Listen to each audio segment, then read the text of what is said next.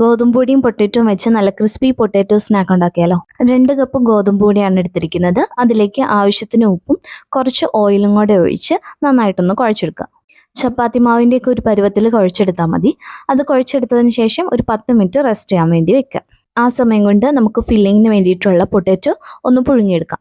ഞാനിപ്പോൾ ഒരു 3 പൊട്ടാറ്റോ ആണ് എടുത്തിരിക്കുന്നത്. കുക്കറിലിട്ടാണ് വേവിക്കുന്നത്. പൊട്ടാറ്റോ മുങ്ങിക്കിടക്കാൻ പാകത്തിന് വെള്ളം ഒഴിച്ച് ഒരു 3 വിസിലിൽ വേവിച്ചെടുക്കാം.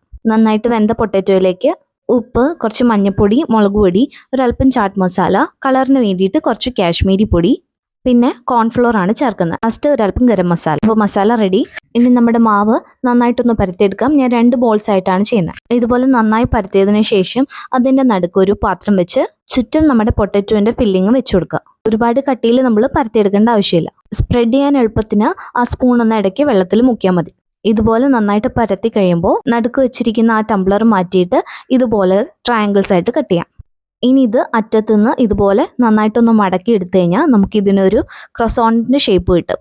ഇതുപോലെ തന്നെ ചെയ്യണമെന്നില്ല, നിങ്ങൾക്ക് ഇഷ്ടമുള്ള ഷേപ്പിലേക്ക് ഇത് നിങ്ങൾക്ക് മാറ്റിയെടുക്കാം. ഞാനിപ്പോൾ എല്ലാം ഇതുപോലത്തെ ഒരു ഷേപ്പിലേക്കാണ് എടുക്കുന്നത്. ഇതുപോലെ എല്ലാം പ്രിപ്പയർ ചെയ്ത് മാറ്റി വയ്ക്കാം.